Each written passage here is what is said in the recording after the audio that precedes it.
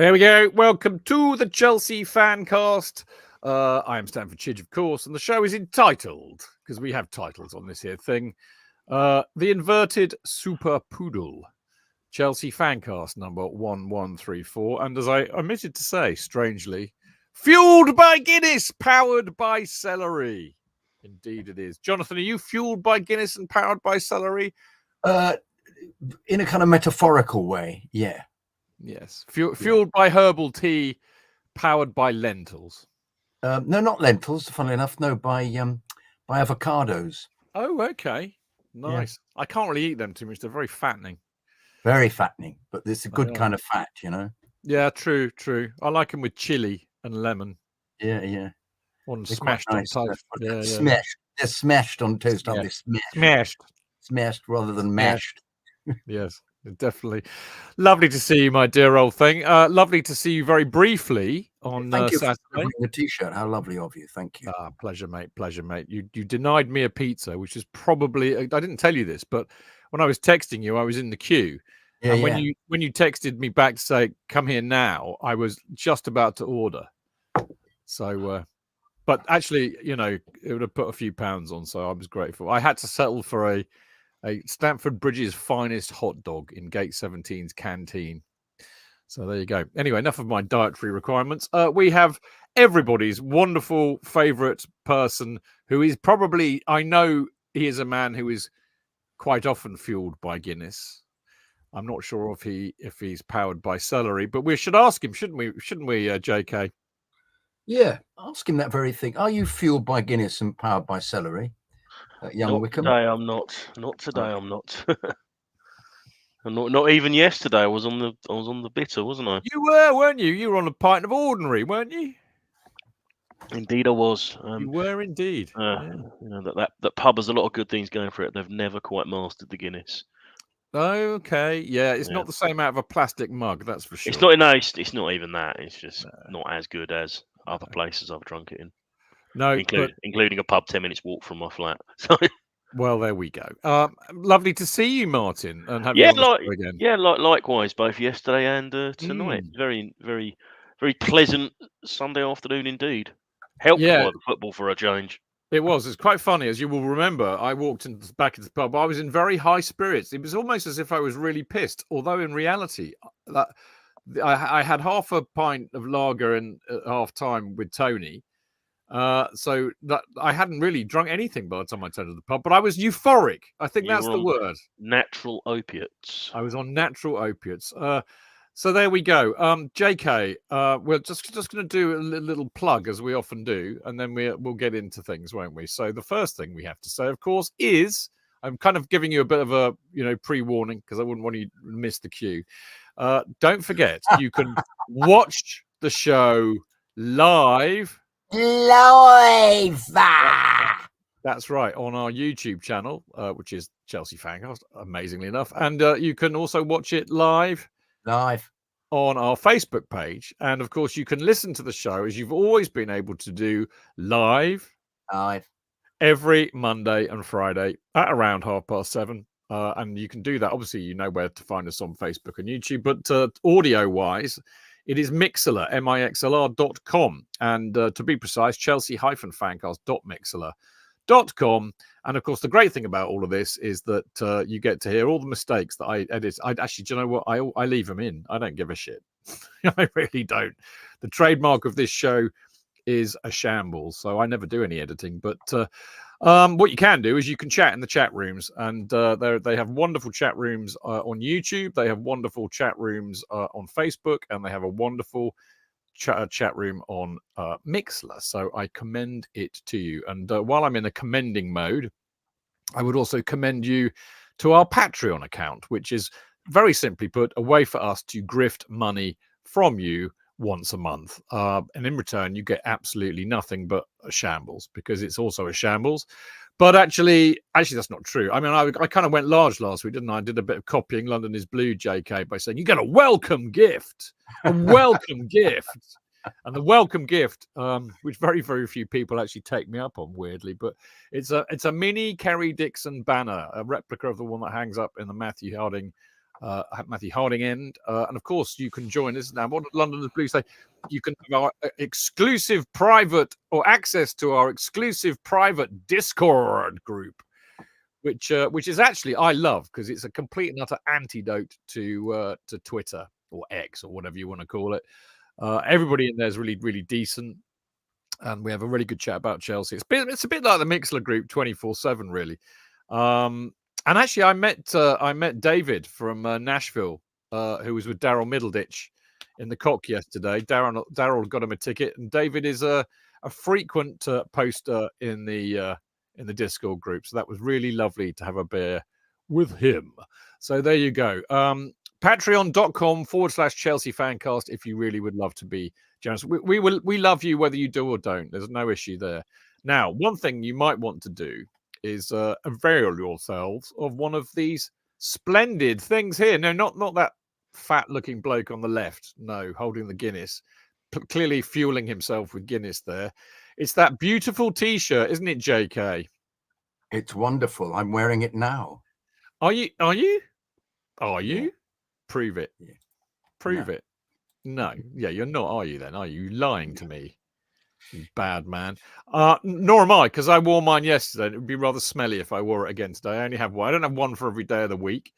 Although maybe that's a good idea. Maybe you should all buy one for every day of the week. But it's obviously the If They Sell Connor, We Riot T-shirt. Now, for avoidance of doubt, because the social media lawyers have been out in force today, we don't mean it literally.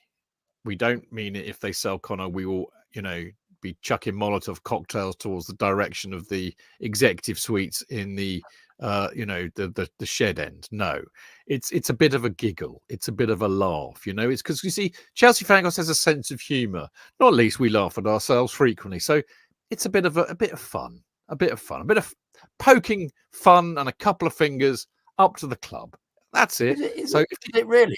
I thought we were all going to mass. No, that's not true. No. I'm only saying it so we don't get sued. Really, yeah, I will be out there with Molotov cocktails and baseball bats, clumping the shit out of everything. Okay, if they sell Connor, but it might just be me, I fear. So there you go. We're going to get onto it, but what would be the likelihood of selling Connor after his fantastic? Well, I'll tell you what.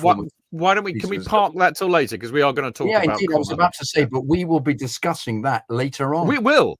JK was teasing, as it's known in the trade. It's what he does all of his life. He spends his life speaking to microphones, teasing, don't you, JK? Setting up the possibility of something. Okay, there we go. So there we go. Connor T-shirts. Get them while you can, or get them before they sell it. Can we reveal the new design? Also no, related to a plastic. No. It's a suggestion I have. No. And we can legal it for. No, it was not one of the ones you're actually doing. It's one I'm actually suggesting now off the top of my head. All right. No, it's for the sake of continuing the theme on player sales and appeasing the people who don't have a sense of humour. If they sell Trevor, we'll tut disapprovingly. Okay, yeah, it might be difficult to put on a T-shirt, but we'll try. Smaller letters, come on. Yeah. Okay. So where was I? Yes. Buy your Connor T-shirts if they sell Connor, We Riot. All sizes available. We do them to order. We don't have a whole stash of them, so it'll take a few weeks to deliver, I'm afraid. But there you go. Prices are 25 quid, including postage and packaging in the UK. 28 quid in Europe. 30 quid in North America. And the best thing to do is email the Chelsea Special at gmail.com and then say what size you want and give us your address and then pay via PayPal to the same email address, the Chelsea Special at gmail.com, and choose the friends and family option. And if you don't fancy a T-shirt, you can always have a mug. There we go. We have a lovely one with white inside and a lovely one with blue inside, and they should be adorning every kitchen cupboard as we speak, or posh coffee table in Kensington, perhaps, or Belgravia even. But there you go. You get your mugs as well. Mugs are a little bit more cheaper, and they are, I believe, 15 quid, including postage packaging in the UK, 18 in Europe, and 20 quid in North America. Although we're changing that because they put the prices up, so maybe North America might become a little bit difficult, but we shall see. Certainly, if you're in the UK, you can get a mug, that's for sure. So there we go. Lots of lovely Connor-related merch from the Chelsea Fancast. There is other merch in the pipeline. apparently, at the moment. We've certainly got one of me and JK looking rather splendid, done by Richard. And we've got the whole team, the Chelsea FanCast team in its positions, all little caricatures done by Richard, the wonderfully talented Richard. So we'll be getting, and there's another one that's going to have to remain a top secret, but it will be revealed at the most appropriate time to stick the boot into Clear Lake. Stay tuned for that one. Right. There you go. Merch done. Patreon done. Introduction done. It can mean only one thing. We're going to be talking football in a minute.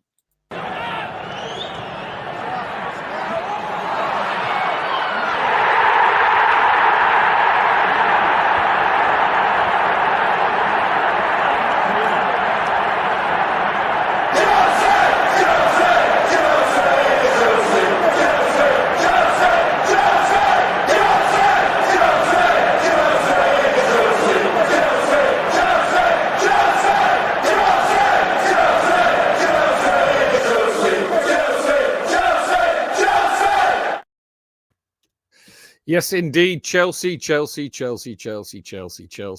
Atmosphere was great again yesterday. Hardly surprising considering we were thumping the Hammers 5-0. JK, what I was really amused about, because, strange things amuse me, as you know, but they were doing their usual, trying to reconnect with their 80s nostalgia, the fat bastards that are Hammers fans. And they're strolling down Fulham Road, singing Stamford Bridge is falling down for a song that quite rightly was sung in the 70s, 80s and 90s when indeed Stamford Bridge was falling down. Not really something you could level at us nowadays. And I did delight in the fact that within 5 minutes they were singing because they did a lot of singing. They gave a big rendition of Bubbles and a few other songs that they have. And then they sang, your support is fucking shit. Your support is fucking shit. Well, I'll tell you what, maybe, but not as fucking shit as your support when you all fucking left after the third or fourth went in. Isn't that right? Happy Hammers. Fucking have it. To be fair, we nearly all of us left at the Emirates, didn't we? When we were 4-0. Yeah, but that was like 80 minutes, mate. 80 That's true. Minutes. Half of them left at half time. They did. Which it was pathetic. And if they'd known that all of us in the ground were thinking, well, they could get 3 back, couldn't they? Because of the previous experience. Do you know what, mate? Do you know what? In hand on heart, not today. I said to the boys in the pub when I came, because I had a few drinks with them after the pub rather than before, because I was doing the over the line thing. But I actually said, do you know what? The last 5-10 minutes of the game, I was sat there, legs crossed. I said I was having an imaginary cigar. I felt that comfortable and happy and content. But I mean, look, main point is here, this was another great team performance with the emphasis, JK, leading on from what we were saying on Friday, on team. It was a team performance, wasn't it? It's a team performance, but it works better as a team performance when all the players are playing above the level that they played all season, because it's easier for them to become a team that way, isn't it? Because they're so improved. I mean, in comparison with some of the performance we put in, I mean, let's not involve the Arsenal performance where we just capitulated and didn't believe, as Poch said. But in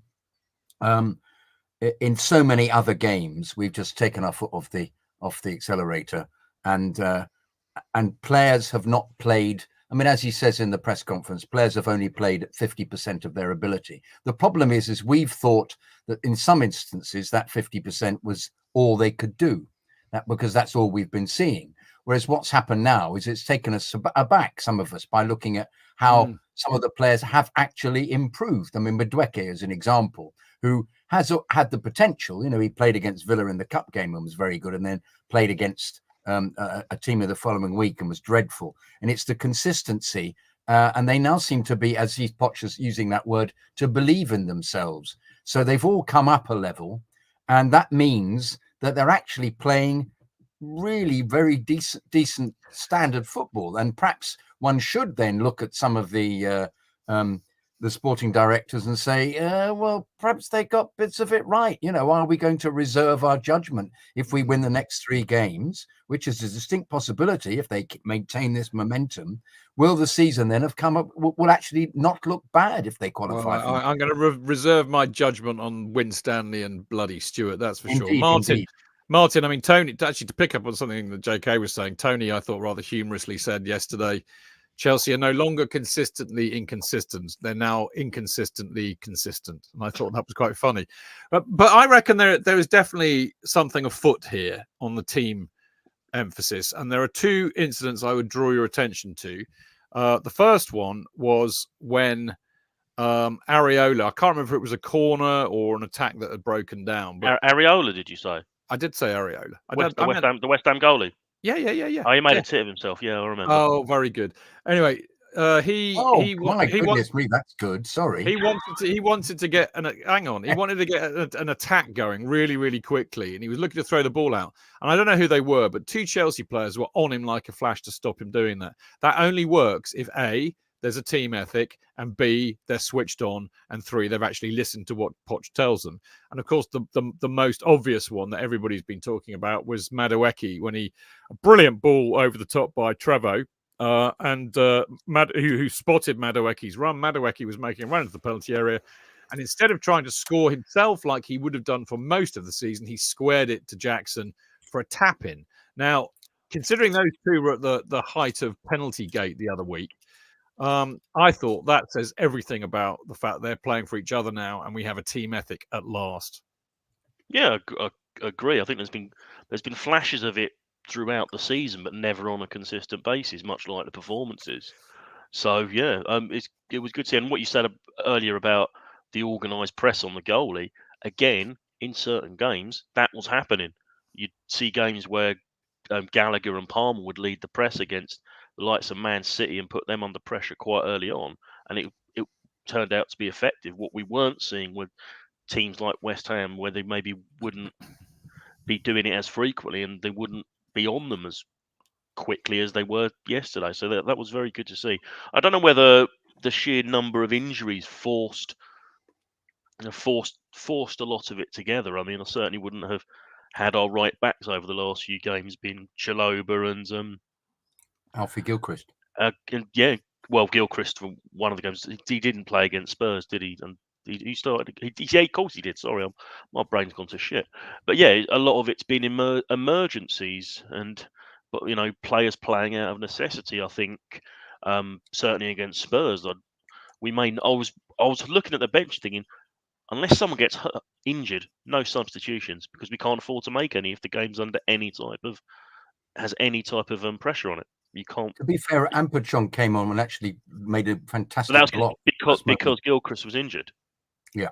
Otherwise, he wasn't brought on for a few minutes at the end. But he cramped up, didn't he, Gilchrist? Yeah, he cramped up and obviously came off the bench yesterday as a result. But yeah, so it's very impressive to see across the board of the team that the decisions will need to be made over the next few weeks and the next few months, because obviously 14 injured players.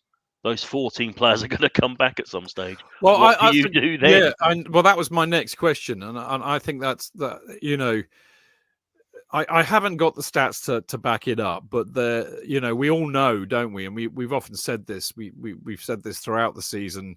On the one hand, you're a dick of a manager if you keep chopping and changing the team, because playing the same team week in, week out builds consistency and they get better, particularly at the defense.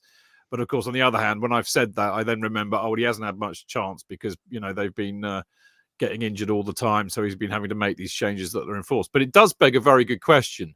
He's had absolutely no choice for the last few weeks other than picking the same team. And I wonder what happens when all of the injured return, because then we might get back into this issue if we've got too many bloody players and he's got to keep all the egos happy, yada, yada, yada. And there's a part of me that worries about that, JK, a bit. I just think... I was worried about it yesterday. I thought if somebody came on early, it would disrupt the rhythm because flukily, they've stumbled upon a really good combination. I was really pleased to see Silva playing, but I felt for Gilchrist, who had a storm of a game against Tottenham. and has really appeared to be coming good after his huge baptism of fire against the Gooners, where he just looked slightly out of his depth. But He's got character, hasn't he? Gilchrist may have been a precaution because he came off. Yeah, he against Spurs.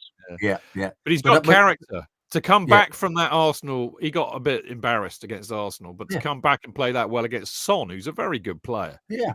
But he's he's got fantastic attitude. He's also, I love there's a sort of camaraderie thing he's got with it. He just goes and hugs everybody and has, and congratulates them. He's a bit, touchy-feely people person. He just seems to be very keen to display his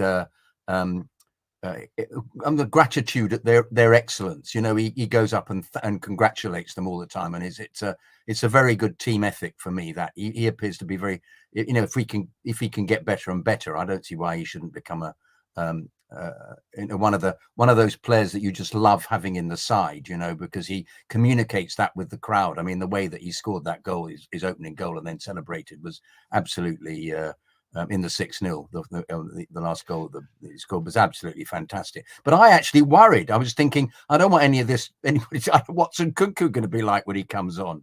Is Disasi's come on? Oh dear. But that meant by then we were 5-0 up. But nonetheless, I thought, will it disrupt the pattern?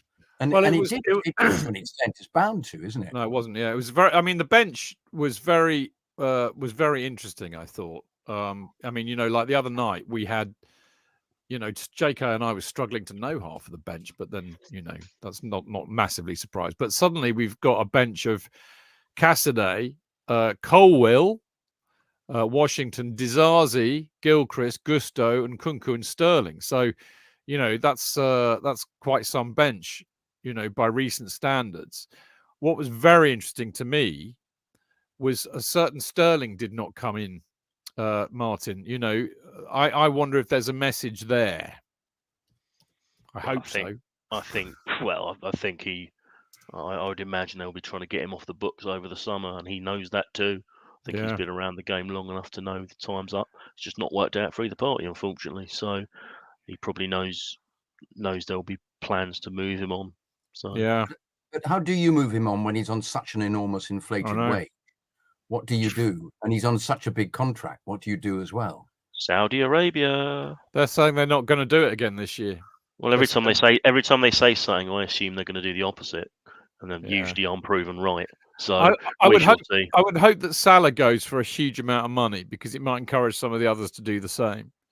As this is how these things tend to work. But he's got to go. I mean, even though there's so little. I mean, Mudrik's still completely bonkers, even though I thought he did better yesterday than he did against Spurs, to be fair. But it's a low bar to clear. He does one good thing right, and then two wrong.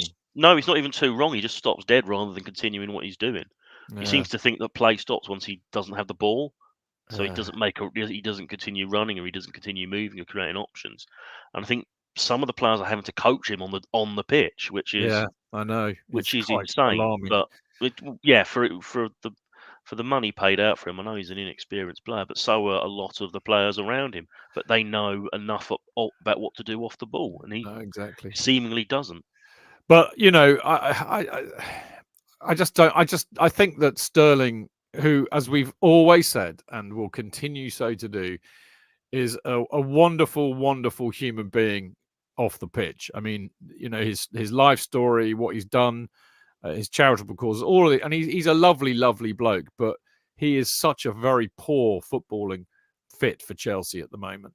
He really is, and it hasn't worked for him. So I think they really do need to think about, if they can, getting him out. I was wondering, as I do, and I've had a pint or three in the pub afterwards, and I can't remember who I said this to. They said I was bonkers, so that will kind of give you some context, just so you're sure.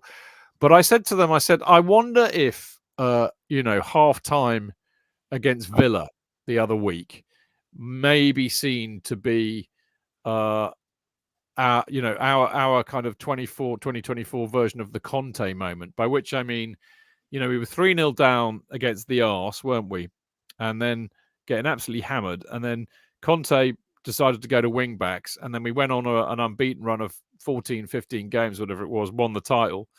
And I'm not saying that we're going to go on an unbeaten run of 14, 15 games and win the title, but what I am saying is that, Poch has kind of stumbled on something by the looks of it because of the injuries predominantly. And this is where we get the title of the show into the content of the show. The inverted super poodle, who is, fucking love him. Well done. The coating we've given him over the season or two he's been with us. But, fair's fair. He's turned up and then some. I love his attitude. He snaps. He's like a little terrier, not a poodle. Mind you, poodles can be quite narky, so I'm sticking with the poodle. He snaps at people, doesn't he, all the time, gets his foot in, and he doesn't stop running. He never gives up. But this idea that Poch has moved him inside has really helped the midfield, JK, and he's doing a fabulous job there. I was reading somewhere today that apparently this is what Guardiola had earmarked him for, knowing full well he can kind of play this role where he normally plays left back and then comes inside to the midfield. So interesting. Was he going to buy him? Was Guardiola interested in buying him? Yeah, apparently. Yeah. So why did it take them so long to stumble upon it then? Themselves? Well, that's what I can't understand. I don't know. Maybe this has something to do with Enzo being injured. Because if you think about it, Enzo's played played a lot of games for us this season. Cucurella hasn't, largely because he was injured, and then he's kind of he fills in here or he fills in there. Yeah. Suddenly he's getting a run of games at the same time that Enzo's out, and I think we've all been saying, haven't we, how well the midfield has been doing without Enzo, putting Gallagher and Moises together. I think that frees up Moises. I think that somebody was saying to me yesterday they thought that Enzo's Argentinian attitude, if you like, which he kind of runs around like a Tasmanian devil, doesn't he? A bit of a headless chicken, really. And it freaks Moises out, whereas Moises needs somebody disciplined with him because that will free him to go and just focus on his job. And the other thing about Gallagher, I think he knows that if he loses the ball or something, that Gallagher will bail him out. Whereas Enzo's probably been herring up the left or something and stuck near the penalty area, exposing Moises totally. Now, I'm not having a dig at Enzo here because I think he's a good player. But I just think, Moises needs somebody a bit more disciplined next to him. And Gallagher does that. And then Cucurella comes inside. And he's an intelligent footballer, Cucurella.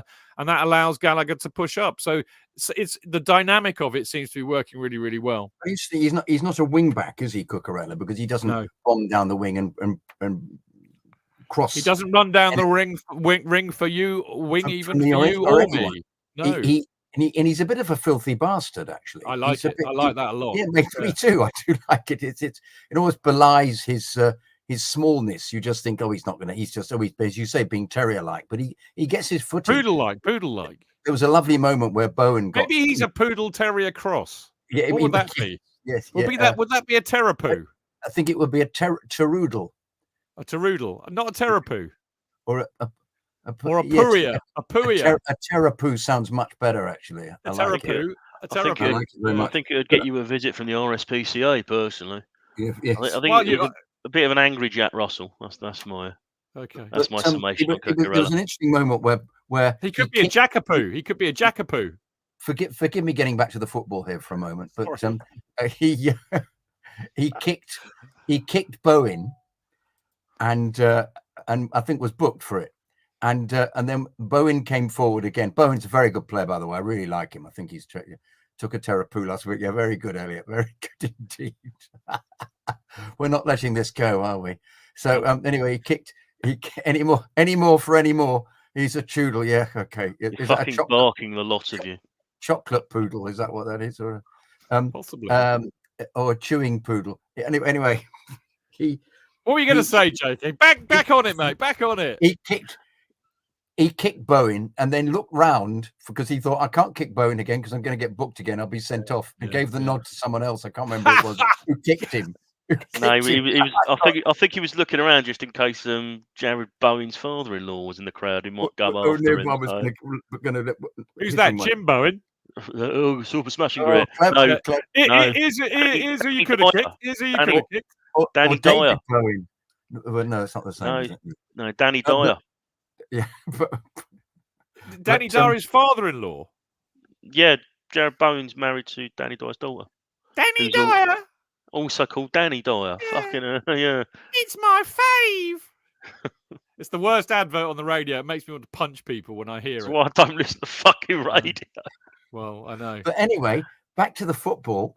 You just realise the people on the chat have been making a professional actor and voiceover artist corpse with some of those suggestions down the right hand side. So well done, everyone. Lovely. Anyway, what I was trying to make out was that if this works, which it is working, Chilwell doesn't get back in for me, because Chilwell is an overlapping fullback, essentially. He's a wing back. And we've ditched overlapping wing backs out of necessity this season because we haven't had any. But with the consequences, you play with two wingers, though, don't you? You actually play with two wingers. You don't need to have the overlapping fullback. How many times? I mean, I know we're a shambles and we're a bunch of idiots, but I tell you what, sometimes I look back on some of the things we say and say people underestimate us. How many times over the years have we been saying we've got all these wingers? Why are we playing with wing backs? Yeah. You know? But to move it on slightly, I think Mudryk isn't the player for the left wing. He's not, because we've said he's the way with the fair is too often. Madueke, however, has just completely stepped up a level and has become. I fear we're into a different sort of world here at the moment, which I'm not dealing with very well. Evening, Ron. Danny Dyer is as scary as Danny LaRue. I second that. Yeah, he's all mouth and trousers, mate. Did you see that Who Do You Think You Are program that he was on? He discovered he was related. I didn't. He was related to William the Conqueror because one of his relatives was at court. Well, aren't we all? No, indeed, it depends. Very few of us are, but if you've been related vaguely to anybody at court, yes, you will be at some stage because they're all inbred. So he went back. So he then very amusingly came in and said, I can chop your head off to his wife or something like that. Oh, he was very funny. It was quite amusing. He was on Joe Lycett's show a few weeks ago, and Lycett kept fucking with the auto cue. Oh yeah, and he kept fucking with the auto cue to make him say really naughty things about Prince Andrew, and he's like broke halfway through and gone to Lycett, you fucking on the show. It was rather amusing. Love it. He does have a sense of humour, at least. He came across very, very well, Danny Dyer. I was impressed. I like some of those Who Do You Think You Are, because you get into some of the personalities and you actually think, actually, they're decent. They're decent people, witty stuff. But anyway, to get back to what we were talking, no, we're not back to the football. Blimey, come on. Football, forgive me.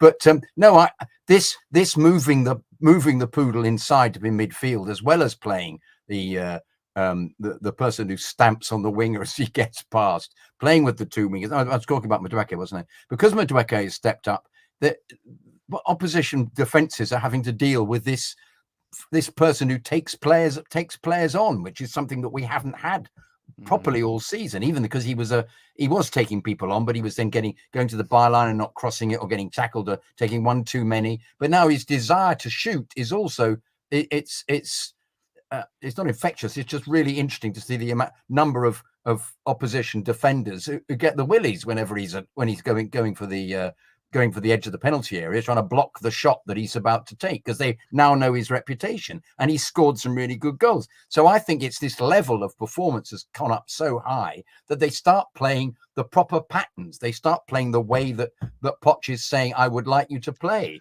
And they start then resembling. They started switching play really well and efficiently as well, which has helped because they see that someone's got space on one flank, use it, get the ball out there quickly for the most part, and are able to give Madueke the chance to run at players, beat players. Absolutely. I mean, I was quite happy with Martin. I mean, high class. It's European.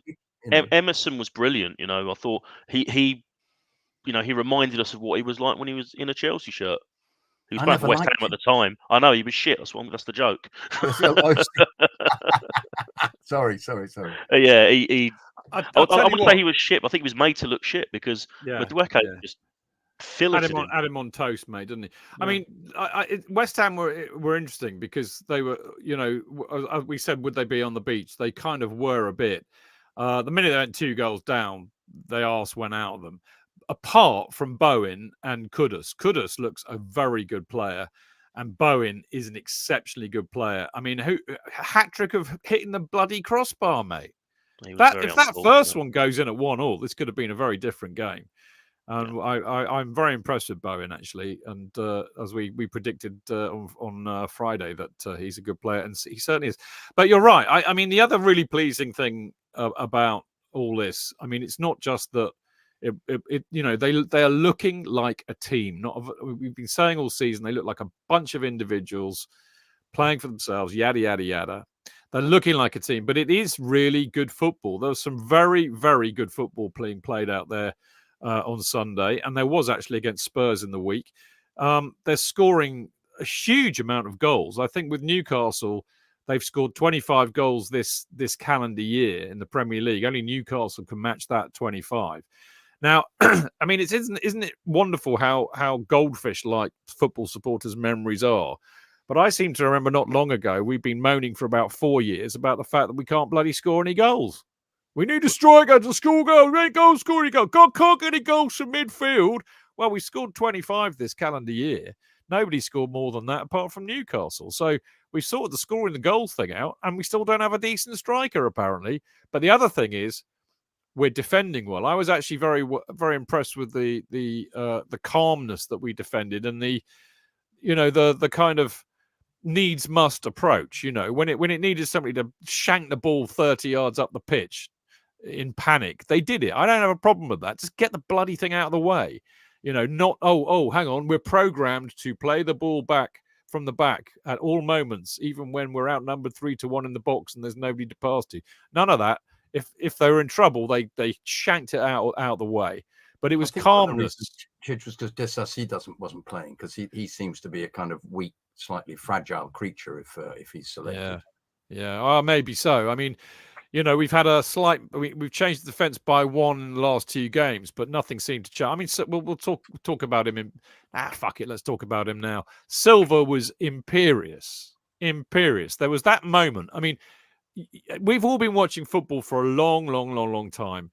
There is nothing quite like it in football when you get a moment. This was the genesis of the fabled Guinness moment on the FanCast, where you see something on the pitch and you go, oh, like that, emitting a kind of a post-orgasmic sound. Me and the lovely bloke I sit next to, Johnny, did exactly that when Silva, the ball came herring over, and he trapped it and half volleyed it in one movement and passed it forward to somebody. I can't remember who now, but deliberately. And Johnny and I just went, oh, that was amazing. And I mean, took out 2 of their players in one. It was amazing. What a player! Did you both come at once? Yeah. It was mutual. Yeah, definitely. Yeah, so it was great. So what a player he is. It just underlines how lucky we've been to watch him play. But I mean, it was a good game for him to play when we're on top. We're not getting people herring down at him at all times. He just looked wonderful. He was absolutely he's imperious. That's the best way to put him. But I think it's made a huge difference. Trevo coming back into the side, hasn't it, Martin? I think he's a really good defender, and he looks it. Again, calmed, assured, passes well, does the right thing, does the simple thing, setting up that goal for Madueke / Jackson. I mean, to think that they will probably sell him as well. But I think that Chalobah, since he's come back into the side, has been the understated hero at the back, Martin. Oh, no question about it. He's offered stability across the back line, whether he's been playing centre back or right back on occasion. I've made my thoughts clear on selling him in the summer. I think it'd be an absolutely ridiculous decision to make, which makes me more concerned that's the decision they will take. I fucking hope not, but we shall see. Can I just ask, if Mason Mount 60 million comes into this season that everybody seems to be saying, and they sell Maatsen, and they do sell some of the others, we've got Ziyech, Lukaku, and Kepa to come back. Will somebody not take those off our hands? Is not the 100 million magic figure reached without having to sell Connor and Trevo? Who knows? I'm not I'm not Kieran Maguire, unfortunately, so I can't tell you that one. I mean, you can add on the money for Lewis Hall as well. So Yeah, Lewis Hall as well. Yeah. yeah, I mean, we'll see. I mean, the thing is, you see some of the reporting on the finances, and I'm critical, but then I will give credit where it's been misreported, and I saw people losing their shit over the wage bill when it was 30th of June, and we all know that the wage dumping happened from July onwards. So that will look much more positive going forward on the wage bill side, because the high earners will have gone, the likes of Kante, Koulibaly, and others. So I've lost track of them, and we sold. That's how bad that is. Let's hope that all makes sense financially, but selling Connor and selling Trevo would be just shit. Well, I'm gonna. It would be a terrible signal. It would be a terrible signal to make, and I'm going to shut up because we're going to talk about it later. I do want to, but not necessarily in the way that we are now. I think we can broaden this out to something else right at the end. But right about now, it's time for an advertorial.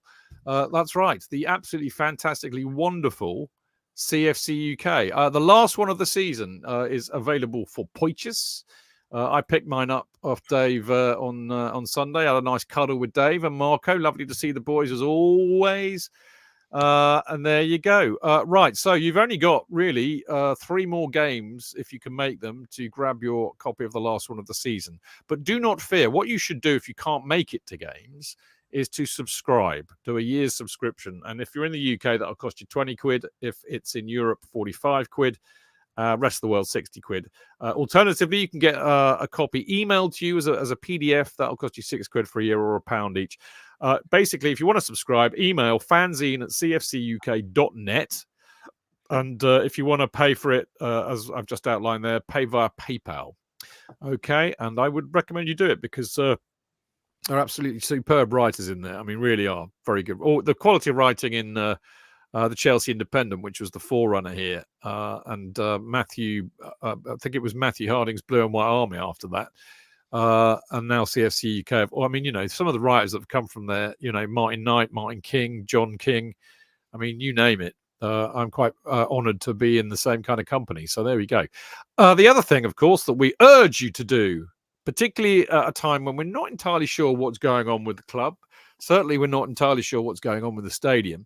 But you should do this anyway, because if you love this club like we do, and you want to sustain it for the people, the kids that are coming after us, and so on and so forth, there's nothing better than you can do than buy a Chelsea pitch owner's share. No other club has this vehicle. I mean, it's unique to Chelsea. Ken Bates set it up to protect the ground from being sold by various property developers at the time.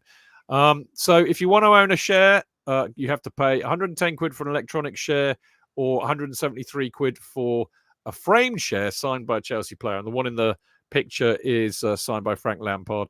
And as I said, what it'll do is it gives you a say. You get a vote. And if, because the CPO own the ground, if the club want to move away from the ground. In fact, Martin, I heard something fascinating this weekend in light of the American, what's his name, John Smith or something, from NBC wanting he wants a proper Premier League match played in America.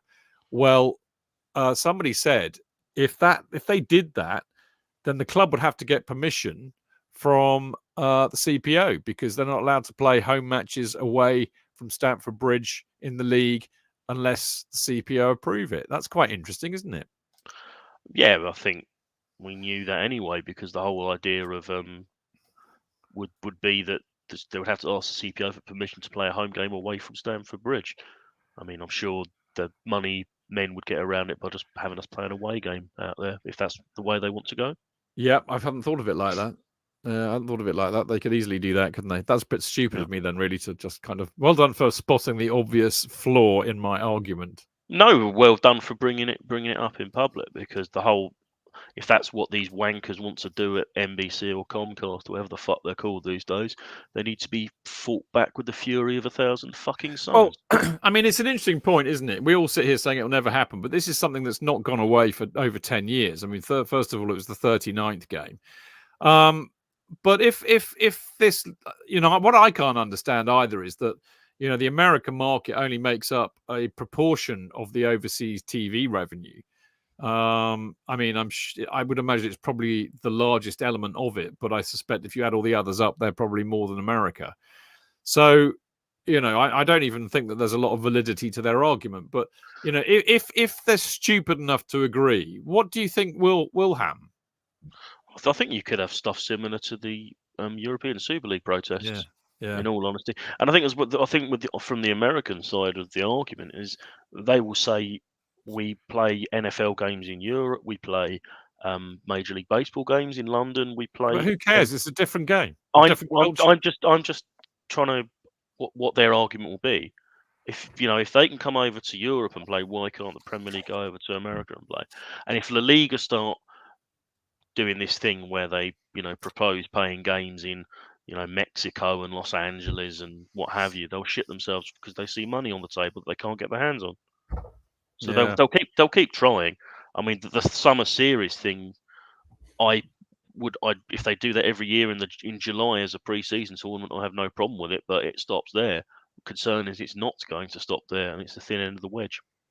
I mean, as you said, they're not stopping it at all. I mean, I think it's really. I hope that there would be a similar reaction as there was to the Super League here. But it is a bit worrying when you consider the number of American ownerships the Premier League has at the moment. So, and they all see the same thing: money left on the table. Yeah, and they all get a vote. Yeah, and it only takes 14 of them to vote anything through in the Premier League. Yeah, we've had a comment on here about it saying, I was watching Rebecca and the Robbies. I'm assuming, Elliot, that's Rebecca. Robbie Earl, Rebecca Lowe, broadcasting from the Kentucky Derby, and thinking, who is this for? Yeah, you don't get you might get footballers at the Chester races, but that's about it over here. But, all I can say about that is the Kentucky Derby is decadent and depraved. There are people out there who will get that reference. This is a better reference. But I've watched the Kentucky Derby and it's a bettor's nightmare. Read your Hunter S. Thompson and you'll know what I mean.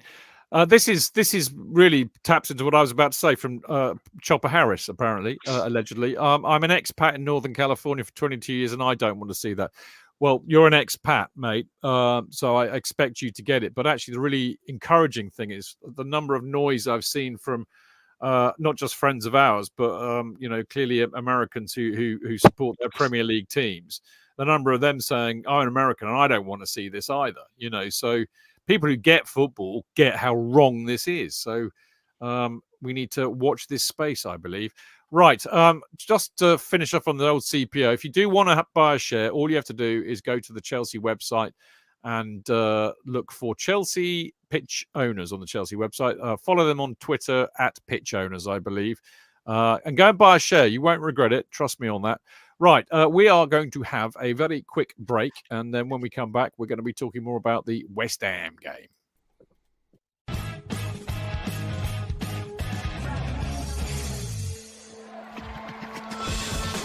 Real fans, real opinions.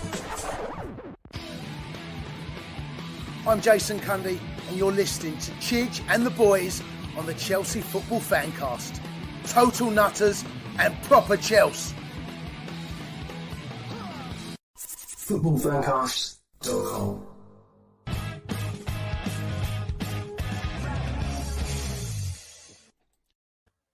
Welcome back to the Chelsea Fancast. I'm Stamford Chidge, and I'm joined as ever by Mr. Jonathan Kydd. Hello.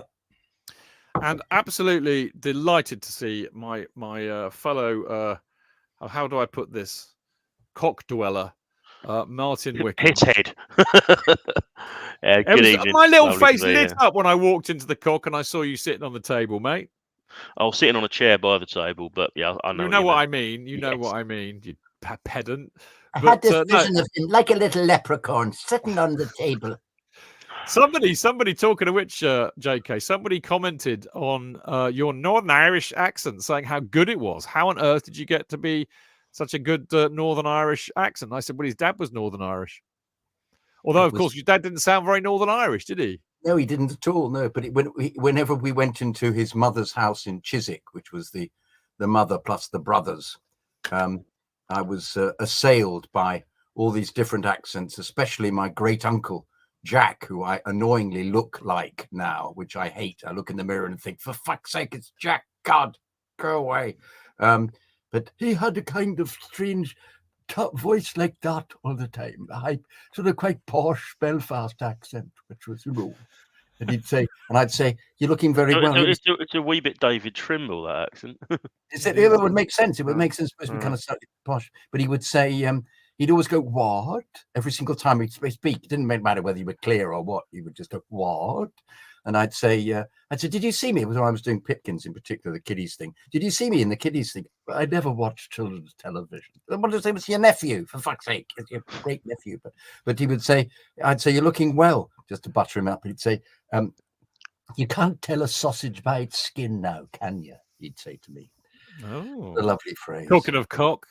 Yeah, I had to explain to my mum last week about the fact that we all drink in the cock, and I said, well, of course it gives us license to have lots of great knob gags on the show, and I was explaining to her, that JK often leave the show with I'm off for a bit of cock on a Sunday, JK, and my mum was absolutely in hysterics. She loved it. She thought it was really funny. Obviously, she clearly loves a knob gag, which I never knew. But there you go. This is unlike when I had to explain to my mum why I was calling Neil Warnock Colin. Mum, it's an anagram. You work it out. No, she tried, gave up. I was like, okay, what does it mean? Colin Wanker. Oh, there we go. Well, thank you very much for the compliment. Thank you. I think I tagged you in. I'm not sure. Maybe I didn't. Anyway, I apologise if I didn't. There we go. Where would we be without a bit of cock at the weekend? It's such a great pub. I mean, oh my God, I should have said, I haven't given the usual shout outs, have I? But I should do. Obviously saw Dave and Marco at the stall. I had a lovely time with Jilly doing the over the line stuff, and with all the lovely over the line people from the foundation and Mind. Thank you to those people for being lovely and giving up a Sunday to do that. I saw Adam. I bumped into Adam Newson, who I haven't seen for ages. So it was lovely. Yes, Adam. I saw Adam. He's quite literally on the payroll. He's on the payroll. I had a lovely chat with him. Does he write the reports that go on the website? He is the editorial. He is the editorial lead for the website. Right. Right. So he told me lots of gossip, none of which I can repeat, sadly. But it was good to see him. I saw M, the wonderful M, who is to be seen everywhere we go. You know M, don't you, Martin? Maybe. You know M. Lovely to see him. I saw Nikki. Nikki, look. I saw Nikki. And Anne-Marie and loads of people. And of course, the best thing of all, I mean, obviously I saw Tim and Richard, Gaffer and Nathaniel Washington. Saw Nathaniel, who's a massive contributor on the Blue Bloods Facebook group that I'm on, run by the lovely Diana. So he was over for his first game. I didn't know it was his first. Fancy going to that game is your first game. Mad, isn't it? That and the Everton game, if you brought your kids to either of those, Chelsea for life after that. For life and beyond. Yeah. What did we get? I got 3-1 against Man United at home. Kerry missed a fucking penalty. Thanks, mate. I always remind him of that. I said, you ruined my day. He said, well, I can't help that, mate. I normally scored. I said, no, you didn't. You were rubbish at penalties. He said, well, yeah, it's true that. I think the missed penalties plus goals means you'd have passed Tambling, right? Well, that's usually his retort afterwards. He's not slow. Is our Kerry? He's yeah. So there we go. Yeah, Nathaniel was there with Gaffer, which is great to see. Richard, Tim, all the usual suspects. But the nicest, the lovely thing of Curbs. I should mention Curbs. Curbs was there as well. The lovely Simon Kirby. But guess who I saw, JK? I saw the lovely, lovely, lovely Claire McConnell. Yes. I saw her away at Villa. She said that she sat next to you, and I said, "Oh, that's strange," because JK said that the people that were sitting next to him at the Villa game were very mouthy and sweary, giving out lots of abuse. And I said, "I didn't have that down as you, Claire."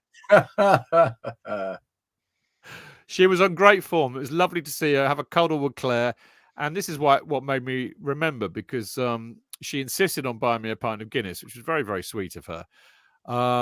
And she therefore had to go to the bar. And I said, don't go to the bar, because where we sit at the Cock, Fu always comes round with his little, kind of electronic payment thing and takes our order and brings it over to us. I said, it's lovely. That's what you want. But she insisted on going to the bar and buy me a Guinness, which she did. which is lovely. So lovely to see all you beautiful, fantastic people at the bridge. In fact, it made me a bit kind of mournful, really, boys, because I was thinking there's only one more home game, and then that's it for a couple of months. I'm going to actually, having like not dying to see the season finish a few weeks ago. Now I'm getting a bit mournful about it finishing and missing everybody. So there we go. Wait till Interesting, Saturday. isn't it? I agree with Your that. mood might Absolutely. change. That there were periods, weren't there, towards when we were playing dreadfully and it was embarrassing. End it now. Yeah, that's what we were saying, wasn't it? Yeah. It was, wasn't it? Magnet, you're saying it last week, admit it. Okay, yeah, probably. I do like the fact that in the pub, you know, I didn't see Tony in the pub, but I saw him at half time. And I should shout out to Johnny as well, who I sit next to, who's lovely. And John Gordon. I must shout out John because John picked up my season ticket because I gave it to Matt for the Spurs game. So I wouldn't have got in with him without meeting John. So that was rather fortuitous. But yeah, Tony and I were just like, every other word was, it's who we are, mate. Because we're both listening to Cundy after the Spurs game, and they just have this. They have the recording of Poster not got a clue, you know, saying it's who we are, mate. And every 2 or 3 minutes, somebody would be flying in that audio bite. It's who we are, mate. Which just really have you noticed how he doesn't look any interviewer in the eye, Postecoglou? He just gazes at the ground and speaks. Never trust somebody who doesn't look you in the eye. And I'm afraid to say this in present company, but as who's that wonderful actor, Humphrey Bogart? Never trust a man who doesn't drink. That's what Humphrey used to say. I say never trust a man who never buys you a drink. That's something completely different, but there you go.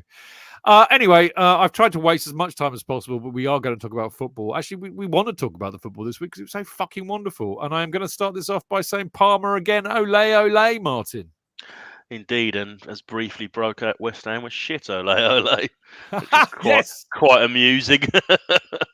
As I mean, you talk about the fans that were leaving after the third goal. I must say there were some who came back early in the second half, were coming up the concourse tunnel, emerging, seeing the fourth goal go in and just turning around and fucking off again, which amused me greatly. Me too. But yeah, I mean, Parma. It wasn't at his best against Spurs, I thought. No. And by his standards, the chance he missed at Villa was a bit glaring. So it was nice to see him get amongst the goals again.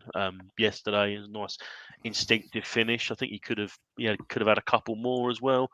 But he was just generally a menace because even if he wasn't scoring, it was in the back of the defenders' minds the whole time. Oh my God, he might, if he gets the ball and I'm wrong side of him or he's got momentum, I'm fucked because. You know, Zuma looked terrible, and O'Bonner's nearly half retired now. He's in his mid-30s. So they should have dressed up as cats. That would have helped Zuma out, wouldn't it? what I love about... I hope he didn't go home and kick one. Just think, if you were still Stamford the Lion, mate, you'd be in danger of getting a kicking from Zuma, wouldn't you? He'd have gone for me, wouldn't he? He would have gone for me. Yeah. No, you'd have gone up to him and then ran away as he turned around to make it look He'd have caught me. Actually, I wouldn't. He's very slow. He probably wouldn't have caught me in my more enormous leaden boots that made it impossible to actually run anywhere in the outfit. As long as you didn't prang to two hamstrings. That reminds me. That's what would have happened. Yes. That reminds me. I interviewed Peter Reid once about that Maradona goal. Right, you know, the one where Maradona left him for, what was it that Peter Jones said, or Brian Butler? Maradona leaves Peter Reid for dead, or whatever he said. It was he's moving like a little eel. Anyway, I went through the goal with Peter, and he was watching it with me, being interviewed. He said, "Oh mate," he said, "I don't really want to see this." He says, "Look at me." He says, "I was running like I was running in divers' boots," and I said, "Yeah, mate, you were, weren't you?" Yeah. But there you go. We digress. Can I just say about Parma? Even when Parma doesn't. What's the word? He doesn't grab the game by the scruff of the neck as he is prone to do. When he's not as visible, he still has this involvement in the game, an influence on the game that is pure class. Because some of the little chips that he plays and some of the little passes, and it's almost like there's a delay. It's all to do with just. I was watching him. Specifically, I took some shots of him actually, just because I'm so close. And he's very languid. He just sort of stands about and moves and points and gets irritated by some things, not getting the ball, and is in and out. And then suddenly he goes, poof, and he's off. Wonderful speed. and then he gets the ball and he's looking everywhere all the time, and he plays such beautiful passes, such great vision he's got as well. He really is a class act. So even if he's not running the game as he's capable of doing, he still does some things that some match-winning moments because of him. It's quite remarkable. Quite remarkable that we've managed to have we coaxed him to become this player because it's taken this season long, or was he always like this and it's just got? If he was always like this, why did City get rid of him? So perhaps he wasn't. Foden. Yeah, They've got Foden. Yeah, they've got Foden, who is wonderful. Yeah, so Foden, the Football Writers Player of the Year. Yeah, very different.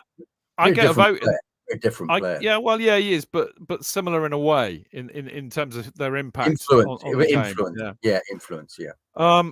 Yeah. Foden was voted Football Writers Association Player of the Year. I get a vote in the FWA Awards because I'm a member of the FWA, and I voted for Cole Palmer, of course, because I am not biased at all. In the slightest. No. I am. Are you? I didn't know. Yeah, fuck it. When it comes to Chelsea, I am. I mean, all those programs I used to make, every TV program I ever made about football, I would infuse it with as much Chelsea bias as possible. And this has reminded me of something as well, because at half time, when I went to go and have a beer with Tony, I bumped into a lovely young guy called Rob. And Rob came and says, You're Stamford Chidge, aren't you? I said, Yes, mate, I am. And I couldn't. I don't think I'd ever met him before, so I couldn't even go there. I couldn't. There was no way of getting out of the fact I didn't have a clue who it was. And he reminded me. He said, I interviewed you when I was at university. I was doing some thesis on football, and I interviewed you, and you were really kind and really lovely and really helpful, and I did really, really well, and I graduated, and now I work for TalkSport.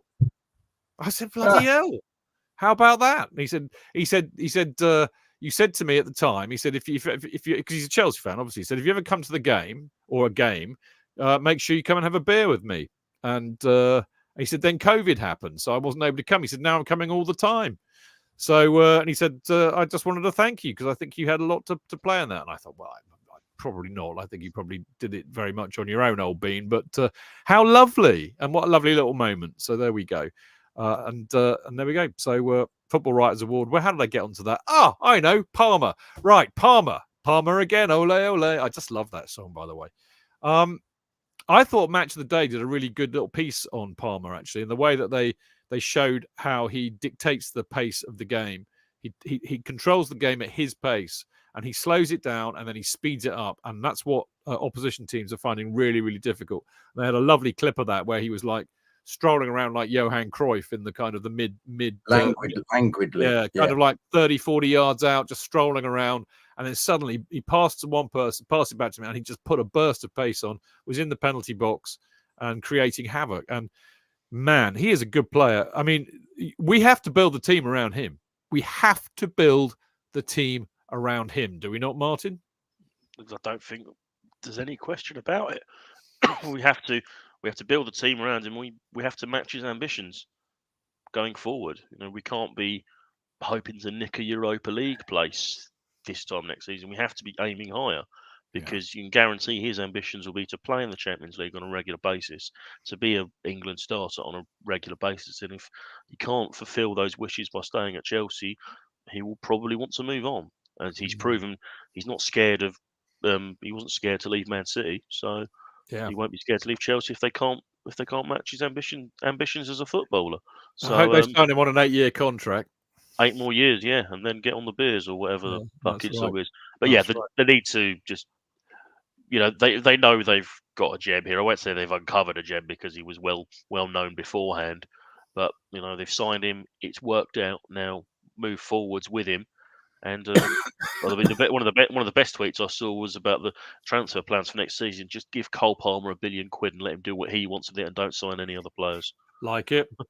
But how would you build a team around him, given that the way it's worked this year is getting better and better, and you're obviously going to carry on with Caicedo because he is becoming the player that they thought he would be, and the player that was at Brighton. And the same way as they're all stepping up to the level that they clearly thought they would be at. Cucurella stepped up to his normal level. How do you then Are we bringing in extra special players? Is that what's going to happen, or do they then start having to deal? This is what we talked about at the beginning. Do any of the 14 who are injured, 13 who are injured, do they have a play in coming up to a different level for Cole? I don't know how we do it if he's already bossing it. Well, I think you know. Do you know, JK? That is one of the best questions you've come up with in years. It really, I mean that. It really is. It's a cracker because I have no idea. I really haven't got an answer. But what I think you need to get players who will help get the best out of him, and he will get the best out of. And I think a very good example, again, actually, fair play to Match of the Day last night. They pointed this out: the way that he was working with Madueke. Yeah. And that, you know, that they have formed a really interesting partnership going forward, and that works very, very well. So I think you need to be thinking along those lines. But I suspect that the proof, I'm afraid, as always with these things, is going to be in the eating. You know, so there's an element of risk. Whoever you buy, oh, he'll be great with Palmer. Well, you won't know until that actually happens. And as far as we know, there may already be players there that will work very well with him. I mean, I would be tempted to say immediately, the first thing you need to do is to get him a striker who's guaranteed to put the ball on the net when Palmer assists rather than Palmer putting it in himself, and somebody in the midfield who can come up and score goals frequently.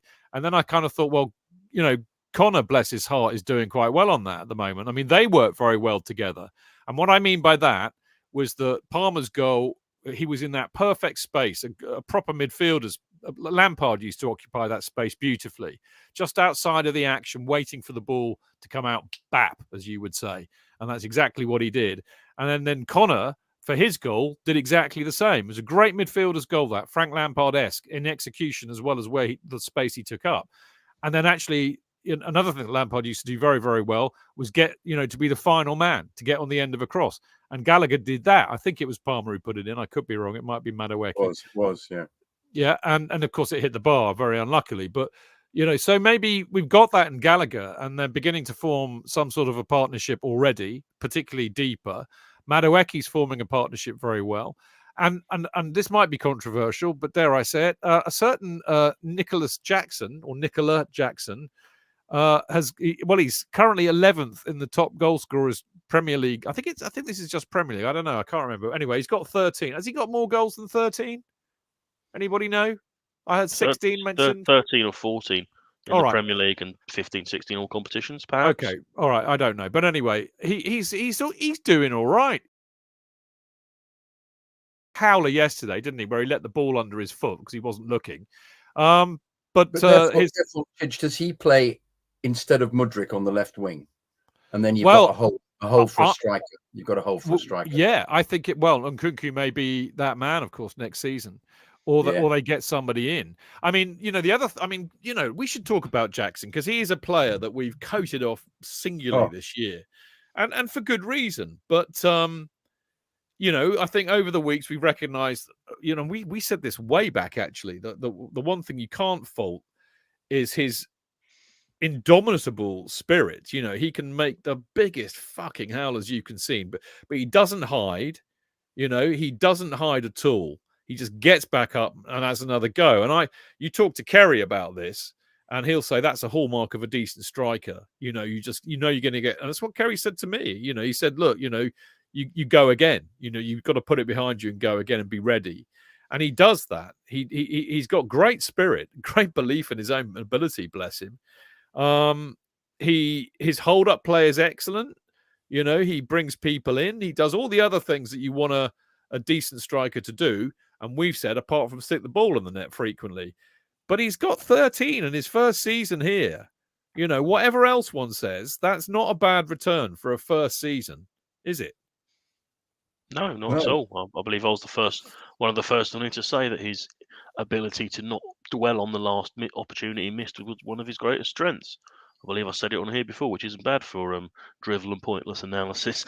Yes, indeed. Yeah, yes, indeed. But yeah, I think he's more than contributed enough. He does miss some absolute howlers, but I've been seeing strikers in the past like Alvaro Morata and Timo Werner who looked haunted by some of the chances they spurned, whereas Jackson has just gone, yeah, fuck it, I'll get the next one. Yeah, and when he does, you can see the joy in his face when he does it. Yeah, So maybe. I mean, I think the thing. I mean, the other thing is, he's been, for all the reasons we know about, there's been nobody else. They got rid of Broya. And Nkunku's been out for most of the season, so he's had to carry the burden and the load all on his own. I mean, it's a hell of a lot of pressure, and he must be knackered. So I think we still need I mean, ideally, one would get either a decent. I mean, there's such a dearth of great strikers around, aren't there? So I don't think we're going to get a world-class striker, because I don't think there are that many around. But certainly, and there's no guarantee, and there's no guarantee. But I wouldn't mind getting an experienced Premier League striker. And I was talking to Johnny, who sits next to me yesterday, and I was saying, somebody like Danny Ings, somebody like your mate Callum Wilson, but not with their injury track record, because what we don't want is to get a striker who's injured every other week. But, somebody like that who's banged goals away for fun in the Premier League quite happily, but has never been like, a world-class number 9. Maybe we need somebody like that as backup. Or even a gnarly Eastern European Serbian-style striker who's a bit like that guy used to play for Fulham. Mitrovic, yeah, like him. Except he's off in the Saudi Arabia world, isn't he? But yeah, somebody. There are several. I was watching the conference the other day with Villa were in, and there were several nasty strikers, who just got their nut to the ball and then managed to smash into the goalkeeper at the same time. And I was thinking, oh, he'd do well at Chelsea, wouldn't he? If he just as a kind of man to put it about, just somebody with energy who scores interesting goals from strange bits of the body, just flicks it in, is there, somebody in the area, somebody who is aggressive, sort of aspects of Costa about him. That's what I'd like to see. And bullies the centre half, because Jackson, bless his cotton socks, doesn't do that. In fact, none of them do that. They don't get up and actually challenge the centre half to a header very often. So, I mean, but he's getting better at it, Jackson. And he's strangely deranged as well. I like this. Yeah, I like that. I like that aspect of him, because that business at Villa of just going up and complaining about. I mention this every time, Dina just being injured and going up and pushing and explaining to the referee. And in the end, McGinn got fed up with him and pushed him off, and he came back, and then the referee had to speak to him, and he kept pointing to his wrist, saying time was of the essence. Oh, come on, knowing the referee's going to add it on. He was just a nuisance. And I like the fact he's becoming more of a nuisance. And if he's a nuisance and he scores, I think that's even better to have a forward like that. Well, I mean, maybe the answer is in fact Nkunku. If we go back to pre-season, I mean, there's going to be so many things that are up in the air that we don't really know about. I mean, half of it, of course, is how many of these players are actually going to be fit. I mean, I don't trust Nkunku. I don't trust Lavia. I don't trust Chukwuemeka. I don't trust Colwill. I don't trust Fofana, because I don't trust them to stay fit. Reece James, I will put into that category as well. Yeah, they might be great players, but they're no fucking use to you if they're on the injury table, on the injury list. So it's a bit interesting. Anyway, we'll get on to that in the summer, no doubt. What I want to draw your attention to now is this, actually, because I think we have turned a corner. Well, we all think it's been recent. Check this out, boys. You'll like this. You'll like this a lot. That is the form guide for the last 20 matches. So that's half a season, isn't it? More, in fact. Yeah. Over the last 20 matches, Chelsea would be 4th in the table. Played 20, 35 points, 44 goals, 35 again, 44 goals scored, 35 goals scored against. So they would be behind Man City, who would be 1st, Arsenal, who would be 2nd, and Liverpool, who would be 3rd. Admittedly, we're still 6 points behind Liverpool, which is quite a gap. But that, my friends, I thought was fascinating, because the last couple of weeks, well, certainly after the Spurs, second half Villa and West Ham, I was saying, wasn't I, on the show, JK? I said they're looking like a top 4 side at the moment. And there we go. That's the last 20 games. We would be 4th. How would you think of that, JK? Yeah, it makes sense, doesn't it, really? I think, well, Poch kept going on about these chances that we've made, we would be much higher up the table. But because the chances were so glaringly obvious and missed, I mean, I'm sorry to poor old Jackson, to use him as the example, but the 3 chances he missed in the playing against City the other day were just absolutely awful. So you in the semi-final. So we've got slightly short memories, but I suppose it's because we're very pleased to be seeing them having improved. We're very pleased to see it beginning to work on some level. But yeah, I'm slightly worried because it means that lots of teams are dropping lots of points around us. Is it because the Premier League is such hard work that towards the end of the season everybody falls away? Because Villa are falling away. Tottenham have lost 4 games in a row, haven't they? And the only teams who are keeping going with it are the Gooners and City at the moment. Liverpool's victory at the weekend was their first for ages. Newcastle down. You're right. Yeah. You're right. The frightening, contextually, you're right, because we're what 17 points behind City over the last 20 games. I mean, we haven't yet, even on what has to be now conceded to be good recent form, we are still a long way behind Man City. I mean, we've been saying this for the last few years, haven't we? You'll be winning all these cups and things, but we're 20, 30 points behind the people who win the Premier League, which is usually City for the last few years. So we're still a long way back. But if I'm Pochettino and I'm having have a dialogue with that complete muppet Egbali, then I'm saying, mate, have a look at that. I'll be saying that to Winstanley and Stewart too. And when you consider the number of injuries we've had, which are considerably more than everybody else has had, and more consistently, that's not bad at all. I had no idea. I just kind of read something and somebody was saying that, and I knew that Flash Score do this table because I've referred to it before, if you remember, a way back. But I thought, oh bloody hell! So do you know what? I really did not expect that at all. What do you reckon, Martin? Yeah, it's good to see stuff like that. It kind of backs up what you're seeing with your own eyes, doesn't it? There has been palpable improvement. Exactly how we should use statistics. You use it in conjunction with your eyes. Exactly. And that's how it works. I mean, in that 20 games, we've dropped points at home against Burnley and to Sheffield United away. So, and arguably we should have had that goal stood against Villa. You add on another 2 points. So yeah, it's looking very good. It's trending in an upward curve, if you like, in a positive direction.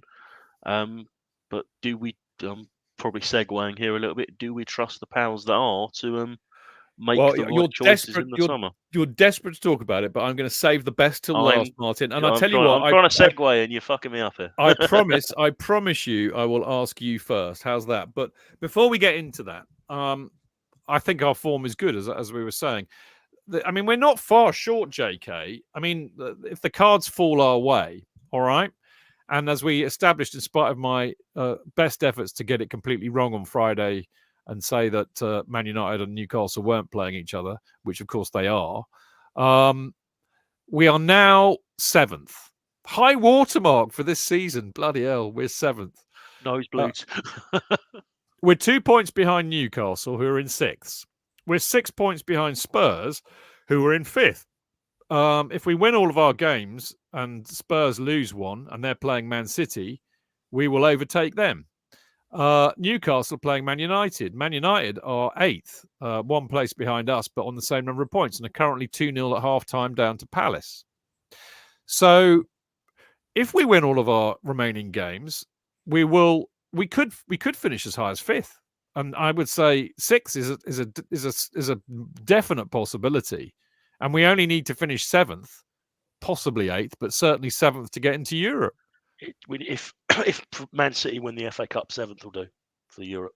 I think 7th will do anyway, won't it? No, it won't. It's only if that would only have been the case if we'd been high enough on the coefficient to get 5 Champions League places, because Arsenal and Man City fucked it up in the Champions League. That spot's gone to Germany, I believe.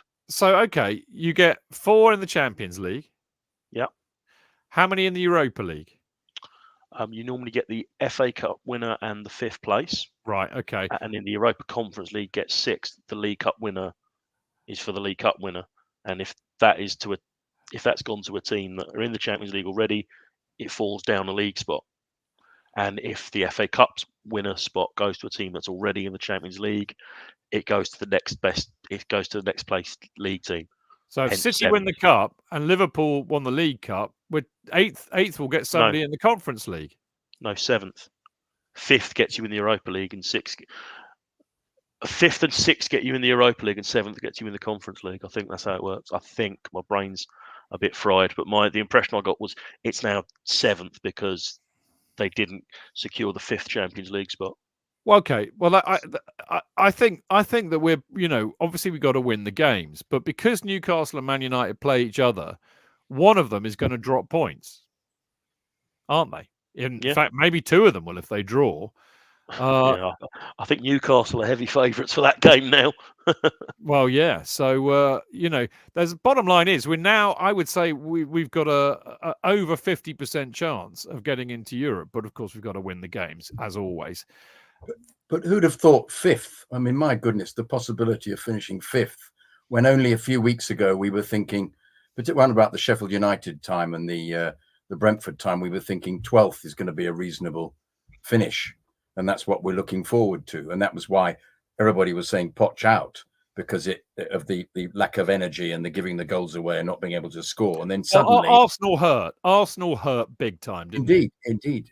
Well, how fantastic to have bounced back from that in particular. Did that galvanise them in some way? If so, he's done fantastically. I think from what I understand, Poch tore a strip off them after that. He took the gloves off after that. And it's interesting, isn't it? Because they've been at it since. I mean, they were not. I mean, I know they were 2-0 down against Villa in the first half, but Villa weren't worth that. No. I think the other thing is, I think the other thing is maybe the fact that they've done this after Poch supposedly gave them both barrels in the dressing room at the Emirates, and rather than turning it in, they're actually playing. Yeah. Maybe that tells you that Poch's position is fairly secure. Perhaps I'm tempting fate here, and I could be made to look very stupid in a few weeks' time. But they're not playing like playing like they know the manager's out the door, which is what we saw with some elements of West Ham. He was going, I better make them say something because I know I'm going to be sacked if I lose the next 2 games. Perhaps it's that. Perhaps he was fighting for his life. But either way, I mean, Tottenham have... Sorry, Martin. Sorry, go on. I just think he gave him a bollocking, and a few of those players have been told in no uncertain terms he's staying. Get on with it. Yeah. Well, they certainly have, like we've said all season, well, with the exception of that fucking Arsenal game, they haven't turned it in yet. That was my fear that they had. Yeah. I've been proven wrong quite emphatically. So we were very worried, weren't we, after the Arsenal game, that the next 6 games, which were going to come, that would be dreadful, and we'd actually finish even lower than 12th. I remember thinking, if they lose all of these after this humiliation, but far from giving up, they've done the absolute opposite. Which is very, very, very laudable. I looked at it and I thought the maximum points we'd get from the remaining games after Arsenal would be 8, and that would be prop Bournemouth and West Ham and maybe sneak a couple of draws. So to do what we've done since shows a much more positive upturn since. Just hope it stays that way, because if you had told me 5th a few weeks ago, I'd have laughed in your face. Well, I still think that would be hard, because it's very hard, but it's now not. It's not impossible. Not impossible. But Tottenham have fallen off a cliff. Man United are falling off a cliff, but Newcastle are still in decent form. They wallop Burnley on Saturday, and they are 2 points ahead of us. So I think a reasonable bet would be that Newcastle finish 5th, we finish 6th, and then Spurs are 7th. Wouldn't it be nice for Manchester United to beat Newcastle in the game they've got, because they're dropping so many points, but then not win anything else? In which case we'd finish above Newcastle if we win our next. Yeah, I mean we've got the same goal difference as Spurs. Man United's goal difference is terrible. Newcastle's is exceptionally good. So if we finish level with points on Newcastle, we'll be below them. Below them, okay. Because we're not going to make 11 goals up, which is what the fact that this is an option for us at the end of the season must be boiling so many people's piss. I mean, think about it. Who had predicted that we were now out of it? We'd imploded. That was the end of that. The whole of the club was falling apart, and suddenly there's a resurgence, and the possibility of finishing in the top 6 must be so annoying, people. Oh yeah. I love it. Now, on that point, we've been spending a lot of this season saying that Gallagher must stay. There's no way they can sell him. We can now add Chalobah, good old Trevo, into that argument as well. Are we at the stage now where we're saying Poch must stay, JK? I can't see that as he's got them all to play a level above, which is what he was aspiring to all season. And he's kept saying, we just need to keep with it and we're getting better and we're all striving for improvement and they need belief and they need momentum. I think it would be foolish to get rid of him if they finish in the top 6. I mean, even if they finish in the top 7. In particular, it's looking to me now as if they're going to be in Europe. I mean, having said that with this team this season, we might then lose the next 3, but it's so unlikely. It's so unlikely. Given you've said it now, for fuck's sake. I've said it. I've hexed it now. Oh God! But there's always that thought. Oh, it's all your fault if it goes wrong now. Oh no! JK out. Sorry, but yeah, of course he'd have to stay because he's achieved his aims. You look at the season and think a cup semi-final, a cup final, and finished 6th, 5th or 6th. Wow, fantastic! Of course he stays, unless he's burnt his bridges somewhere along the line with the owners or the sporting directors. But he's always been very subtle in the press conferences not to be abusive towards them. He's lost his temper a few times, and the following week he's come back and not apologized but backtracked and said, no, I don't think I said that, or it may have been in the heat of the moment. So I think he's been very he's been reticent, he's been tactful.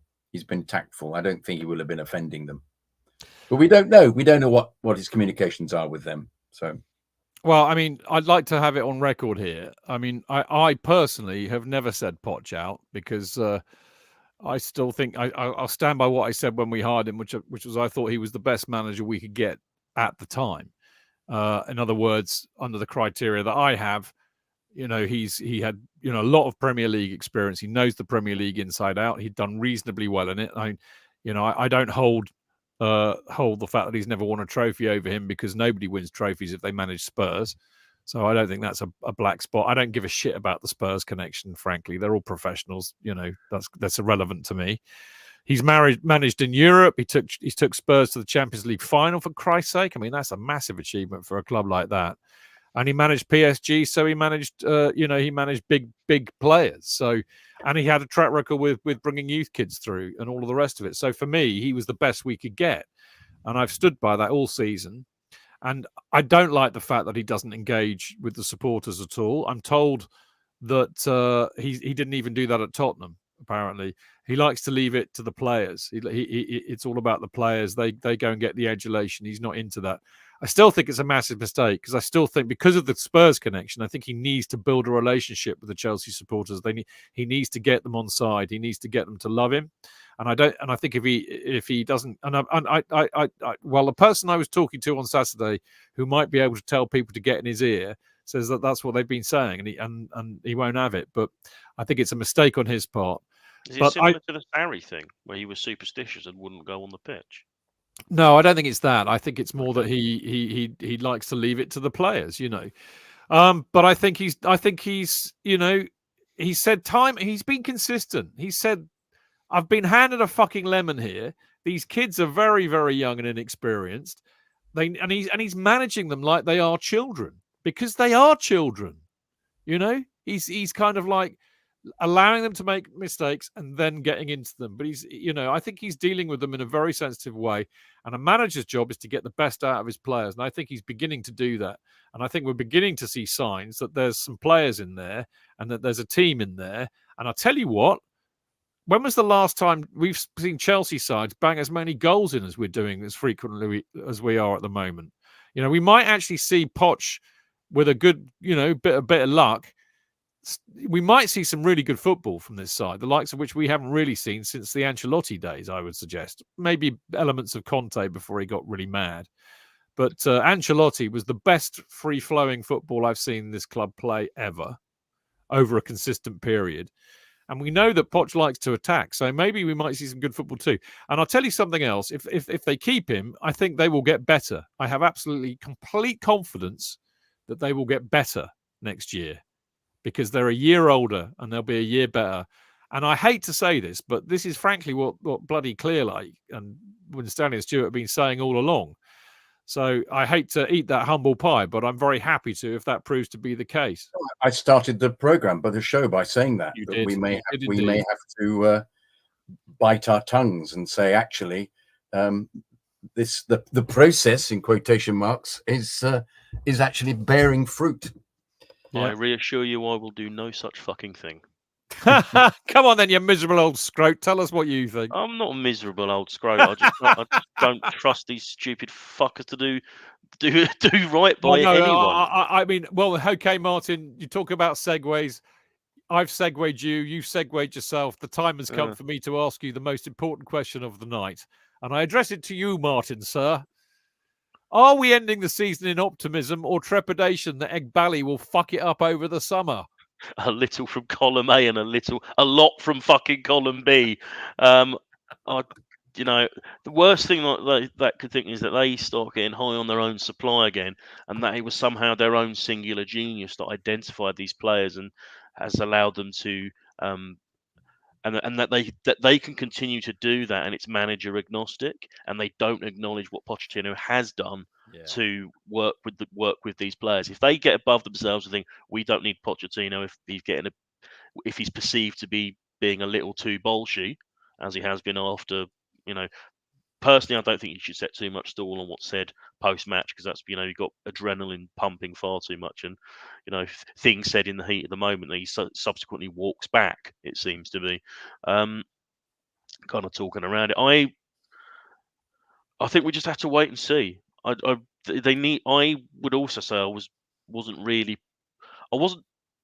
think what I said was if Poch went, I wouldn't blink, but you struggle to get anyone to replace him and do a better job, and the problems are higher than Pochettino and will remain that way until the people we've already talked about, the likes of Bally, Stewart, Winstanley, get given their cards, because they may have gotten away with it this season if this late run sneaks them into Europe. It certainly doesn't absolve them of some of the horrible decisions they've made since they took over and the poisonous relations they are trying to develop between the club and the match-going fan base. They seem to be actively trying to antagonise people, and it's that's very much within the character of the main culprit.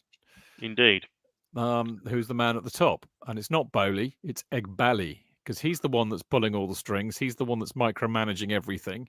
So that's where the finger of blame needs to go. And he has no experience of running a sports club, does he? I know. Exactly. He would resent a trainee running one of his businesses. So he should let the people who know what they're doing get on with the job. And what I fear has happened is that these two confidence fucking tricksters, Winstanley and Stewart, have gone in knowing it, told them exactly what they want to hear, secured the jobs that way, and are in way over their heads. I think that's probably very, very correct. It's not Bowley though. Bowley is not the man pulling the strings, and he's the nice guy. Apparently, I know the trust met him when he was putting the bid in and thought he was a reasonable guy. But I think he's quite sensitive. I don't think he likes criticism. But I don't know why. He's kind of backed off a bit. But I'm told he has. The baseball team he's involved with, the LA Dodgers, made two massive franchise signings over the winter for baseball. There was Otani, who's like, we were discussing it a few months ago, weren't we? And you said to me, explain in football terms, and I said Mbappe, and you went, fuck. And he laid out big money on that particular player, and there are others. Forgive me, I don't know who they are. And that was him almost running on his own, if you like, not having to answer to the likes of Clearlake investors and Badad Bally and what have you, just running it as part of Guggenheim Partners that he's involved in. So yes, we thought all this criminology would go when Abramovich got turfed out. It's clearly not the case. No. Well, there you go. If you sleep with dogs, you get fleas. JK, you never sleep with dogs. You haven't got fleas. What do you think about our question? Are we ending the season? Exactly. Are we ending the season in optimism or trepidation that Egg Valley will fuck it up over the summer? I don't exactly know what fucking it up is. If they were firing to buy Poch, well, firing Poch, because whatever you say about but- that, it'll put us back another year, definitely. Yeah, Buying the unless, wrong kind of players, selling unless the wrong kind of players. Unless they entice a really top manager, of which there are about 3 available at the moment. But it will still probably put us back a year, because they will want to start doing their own thing, their own way, and that will take time. But that would change the business plan, wouldn't it? Completely. That because he would want his own players in, and they wouldn't all be under 25. So the likelihood, I think, of Poch going is also predicated by that aspect, is that they don't want to get another manager in because he would just he'd want a whole wodge of different players. A new manager wouldn't come in and be subjected to them saying, no, you can't buy anybody, because he'd say, well, I'm not having that. He wouldn't then join them. Of course, we may have a points penalty as well if the FFP does go pear-shaped. Well, look, there are a lot of what ifs here, aren't there? I know, aren't. Well, there always are, mate, aren't there? There always are. I know there are a lot of. That's why I asked that question earlier on about whether, in fact, we've made an error with the FFP. I don't know if we have or not. And there are so many. Well, Martin Ziegler's jerking himself off every night in the prospect that we might have done. Yes, but the one thing I do trust is this setups, this Blueco, this Clear Lake setup to hire the greatest attorneys in the world to deal with it and accountants to deal with it. So I think they would have made sure that they've done their due diligence with this. And I think even they may have already paid several fines to the Premier League, just saying, look, we were aware of this. Are you going to punish us anymore? Once again, we're in territory that I think we're all scrabbling about without any knowledge really of anything that's going to take place. One can speculate that yes, I think it would destroy the whole thing if they brought a top manager, a manager with a more exciting pedigree in. I think that would destroy it. Yet at the same time, it might galvanize if he was then allowed to buy 3 players and it fitted in with the whole financial setup. He might say, yeah, I'll come in if you buy 3 top players to play in midfield or something. I mean, the only exciting manager with elite pedigree available will be Tuchel. That ain't happening. No, that's not happening. No, but it's that other chap from Portugal is supposed to be pretty good. What's he won? Amarin staying put. Yeah. Anyway, what's he won? Fuck all. He's not coming, is he? 2 league titles on the bounce. Yeah, in Portugal. Still 2 more league titles than fucking Pochettino. Well, one more. He won one in France. But give a shit. Tuchel is an elite manager. Conte is an elite manager, but he'd be a nightmare. Because he is not going to work within this model. Period. No. The fear is, of course, that they might offer it to De Zerbi just because they're so Brighton centric. Do you know what? I think you're right. I think we should definitely hire a former Brighton manager. I say we should go out and get Alan Mullery. I mean, we've done the Spurs connection. Why not? Almost have to exhume him, don't you? That's a bit unfair. He's still alive. I think he is, bless him. I think he is, but he might be one of those ex-footballers sadly afflicted with dementia. Possibly, yeah. I wouldn't want to speculate, but yeah, Tuchel wouldn't come back. There'd be a lot of pride swallowing on both sides for that to ever happen. And with these people in charge, I don't see them doing that, because that would mean admitting they fucked up in the first instance. And they're the smartest people in the room, so that's not happening. Isn't Tuchel to United a possibility? I believe so. I wouldn't be surprised if that happens, actually. Ten Hag goes the other way. Yeah. I reckon we'll see that happen. And that'll be a nightmare, because he'll get a tune out of them. Even if it's for a short time, he'll get a tune out of them. And it means we'll have to retire that song to the tune of Stop the Cavalry, which I really like as a guilty pleasure. Yeah. Well, indeed. What a lovely way to end this.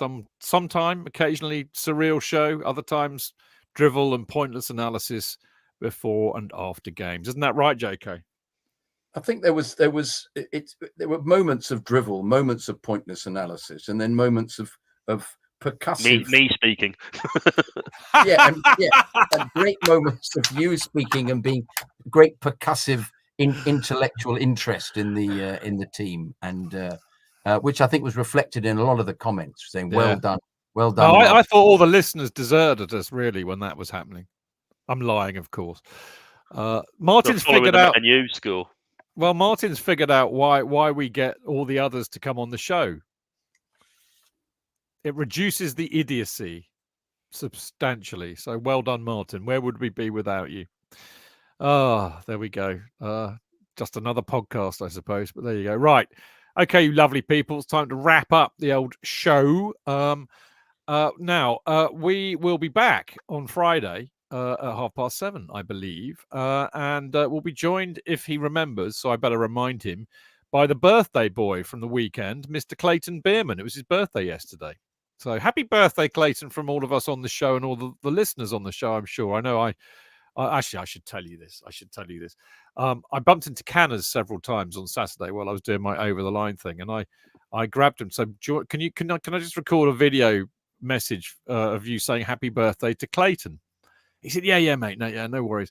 So he starts doing it, and Paul obviously does this a lot, and he starts going into this whole spiel about, well, my name is Paul Carnival, and you might not know, but I was the first black player to. And I said, I just butted in and said, Paul, fuck's sake, Clayton knows you. He knows you, mate. He knows you. And so I had to get him to do another take, which I thought was quite funny. Yeah, you showed me that. You showed me that outtake. It was amusing. Yeah, he fucking knows all that. I was very directorial, actually. I was rather naughty, but you can't take the director out of the boy, I'm afraid. But well done, Canners. It was very sweet of you to do that, because I know you're a busy boy on a match day. And Clayton, happy birthday. I hope you've remembered that you're on the show on Friday, because we're all looking forward to it, as we will be looking forward to the match away to Forest, which I think will be hard, because they are desperately trying to cling on to Premier League status, and they need the points. So they will be bang up for it. Hopefully their Espirito de Santo management will fall into our favour, because I don't rate him very highly, I've got to be honest. But we will see. Anyway, we'll be talking all about it on Friday. Now, very quickly, don't forget you can send your emails in to chelseafancast@gmail.com, and then eventually JK and I will summon up the sinews to do an in-off the post show, won't we, JK? Yes, looking forward to when we do that. Yeah, we've got quite a lot of emails in. We had a spate of them after the Arsenal match, so it'll be very funny doing an in-off the post show where we go from the doom and gloom of Arsenal to the euphoria of the 5-0 against West Ham and beating Spurs. So it'll be a very interesting journey, the next in-off the post show. Now, don't forget to get the best discount off your NordVPN plan. Go to nordvpn.com/Chelsea Fancast. There's no risk with Nord's 30-day money-back guarantee, and you'll help support the Chelsea Fancast. You will indeed. So, boys, I've had great fun tonight. It's been really, really fun. I enjoyed it. But it is, isn't it, when we win, Martin? 5-0. I mean, I walked into that pub with a great big beaming face and a wicked smile. It was great, wasn't it? Yeah, it's a weekend aggregate of 13-0. Don't forget. Yeah, of course. It's fun when we lose, surely, as well. I much prefer it when we win. Okay, but normally you're cheered up by the show if we Yes. lose. But I think that old song sums it up very, very well. We're the best supporters in the land when we win. We're the best behaved supporters when we win. Yeah. But we're a right bunch of bastards when we lose. And I think that does apply to me somewhat. I'm a grumpy bastard when we lose. Can we have a song for Trevor Chalobah? Yes. Can we try and make one up? Can I put it out to the listeners if they can come up with that? I've come up with "Knock Me Down with a Feather, Clever Trevo." Knock me. We did have that one, didn't we? Knock me down with a feather, clever Trevo. Knock me down with a feather, clever Trevo. Yeah. I don't know. We need a song for Trevo, don't we? I believe there is one, but it sounded very weird when I heard it in the ground. So. Did it? Okay. Yeah, it was to the tune from Outer Space by the Prodigy. So I'm not quite sure. Okay. I wasn't a fan. Palace are now leading Man United 3-0. Who scored? Olise, Mateta, and Mitchell's just scored. So that's screwed up my Prem predictions. I put 2-1 to Palace down on that. Screwed up my fantasy team as well. I had Mateta. I was hoping for more goals. Damn, Yeah. and thrice damn.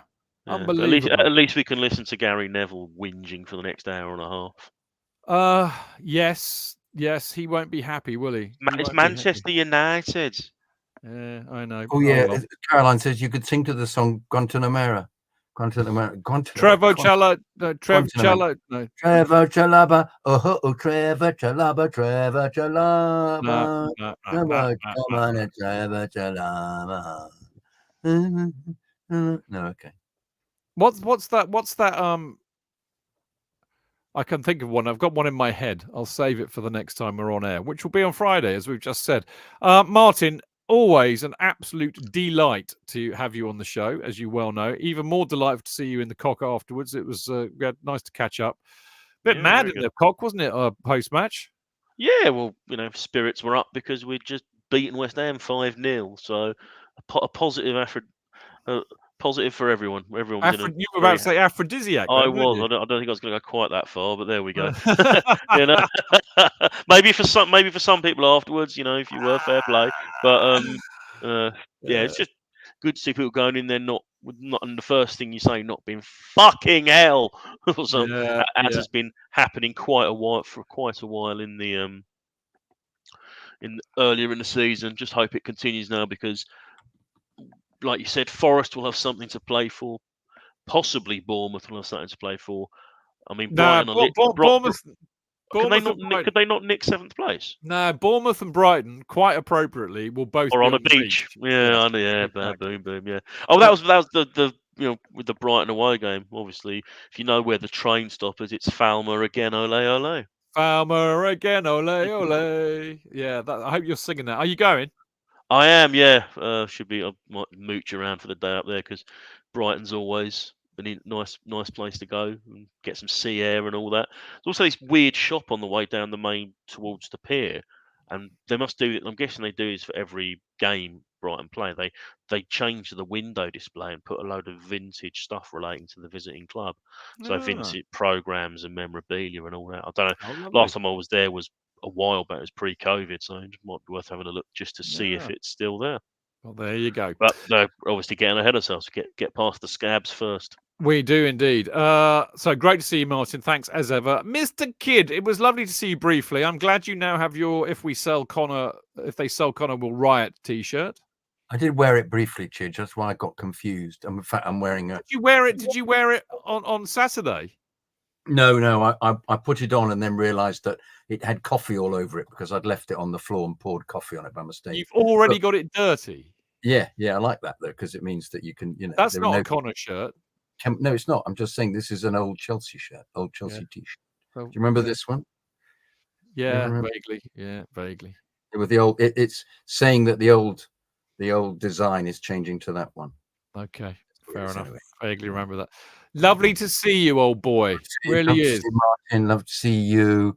Look forward to seeing you on Friday. And good. Yeah, good. Well done. Been fun tonight. Enjoyed it. Right, very quickly, you can follow the show on all the social media at Chelsea Fancast, me at Stamford Chidge, Jonathan at Jonathan Kydd, and Martin at Martin_Wickham. You lot, whether you've been watching us on YouTube or Facebook or listening on Mixler, you've been absolutely fantastic. Loved your comments, as we always do. Thank you for all of you who are listening to this as a podcast. And we will see you on Friday. Until then, keep it blue, keep it carefree, and keep it Chelsea. Up the Chelsea!